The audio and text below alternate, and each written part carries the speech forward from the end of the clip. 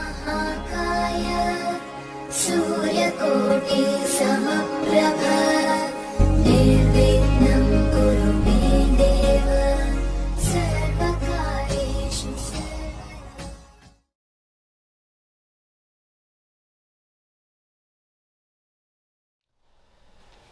मेरे बहुत ही प्रिय और बेहद सम्मानित साथियों, हृदय की असीम गहराइयों से अभिनंदन, बहुत बहुत हार्दिक स्वागत।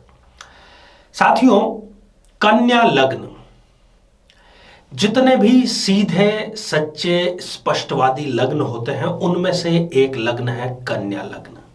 आज इस एपिसोड में हम चर्चा करेंगे कि कन्या लग्न के जातक या जातिका को यदि अपना दाम्पत्य जीवन, यदि अपनी शादीशुदा जिंदगी पूरी स्मूथ और आनंद पूर्वक बितानी है, जिसको कि हमने नाम दिया है कि दाम्पत्य जीवन यदि उन्हें नॉट आउट रखना है, तो उन्हें किन किन सावधानियों का विशेष ख्याल रखना चाहिए, इस पर हम चर्चा करेंगे। साथ ही उन बिंदुओं पर भी हम चर्चा करेंगे जो शादी को संकट में डाल सकते हैं। जो कंवारे हैं उनके लिए बहुत सुनहरा मौका है, क्योंकि अभी उनका जो गेंद है वो उन्हीं के पाले में है।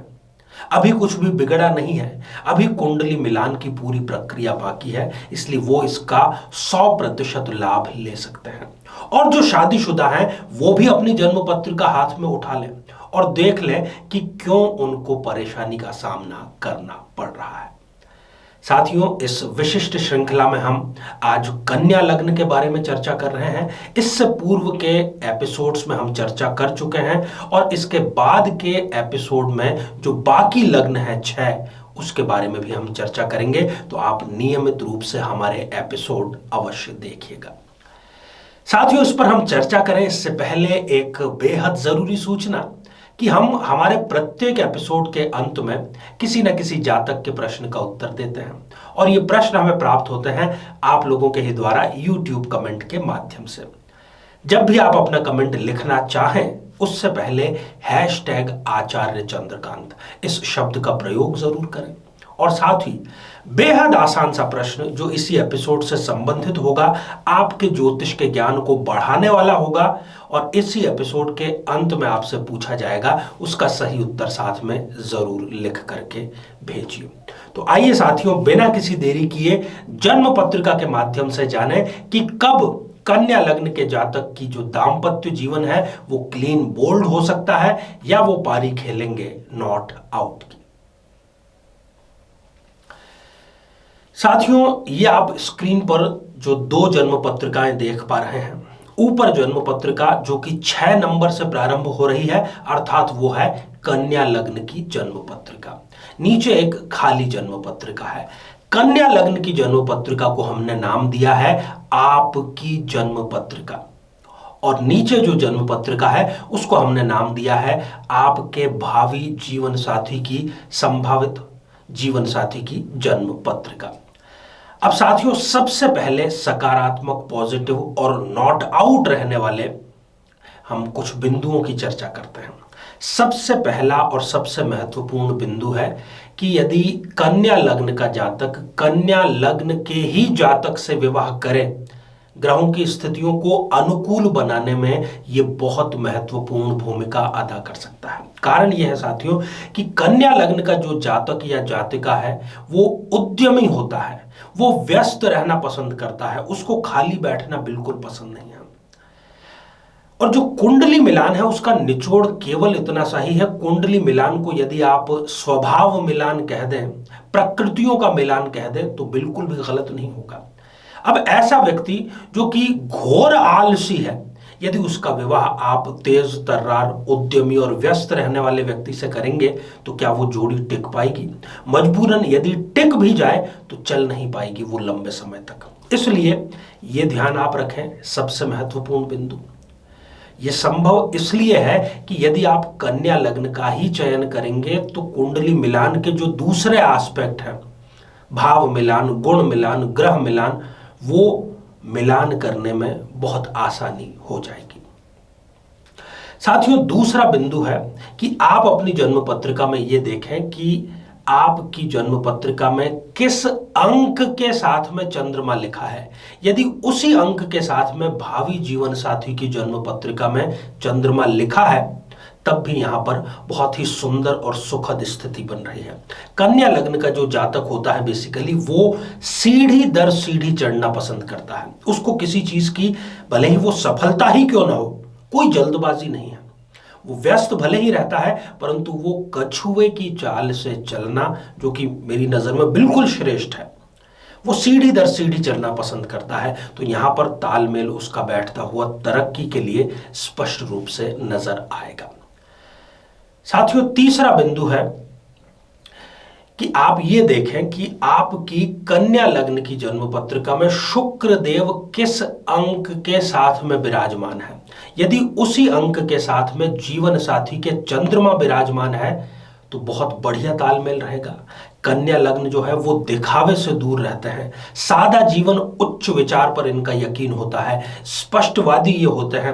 तो ये वाला एस्पेक्ट भी मिलान में बेहद जरूरी होता है, जो कि इस बिंदु से बिल्कुल मिलान उसका सुनिश्चित हो जाता है। साथियों, चौथा बिंदु है कि आपकी कन्या लग्न की कुंडली में आप देखें कि किस अंक के साथ में आपके लग्नेश बुध विराजमान है। जिस अंक के साथ में आपकी कुंडली में बुध देव विराजमान है, उसी अंक के साथ में यदि चंद्रमा भावी जीवन साथी के विराजमान है तो आप समझिए कि बहुत बड़ी मुश्किल आपकी आसान हो गई। मैं इसको बड़ी मुश्किल इसलिए कह रहा हूं कि कन्या लग्न जो है, इनके लिए अपना परिवार सदैव प्राथमिकता पर रहता है।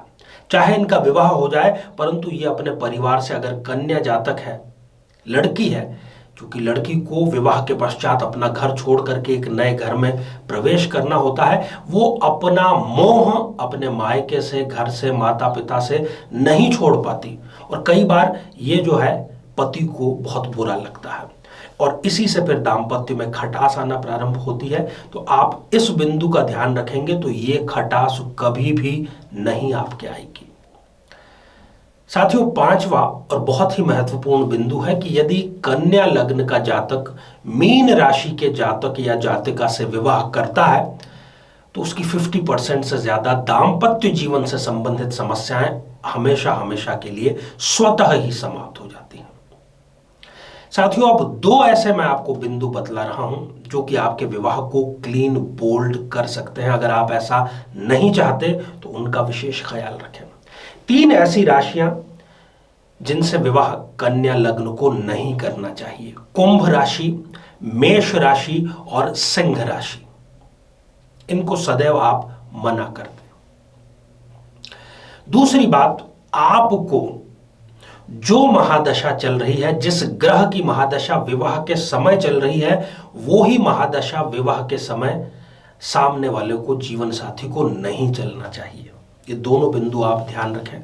साथियों, हमारा उद्देश्य शोध करने के पश्चात इतना ही रहता है कि उस शोध को रिफाइन करके, फिल्टर करके आप तक जरूर लेकर के हम पहुंचाएं, और आपका स्नेह, आपका आशीर्वाद, आपका प्रेम इसी प्रकार बना रहे। आइए साथियों, अब हम बढ़ें आज के हमारे कमेंट के चरण की ओर। आज हमने कमेंट शामिल किया है पल्लवी पराटे जी का, जो कि उन्होंने लिखा है अहमदाबाद, गुजरात से। पल्लवी जी, आपने जानना चाहा है कि आपकी जन्म पत्रिका के हिसाब से आपको जॉब करना ज्यादा सही रहेगा या बिजनेस करना ज्यादा सही रहेगा।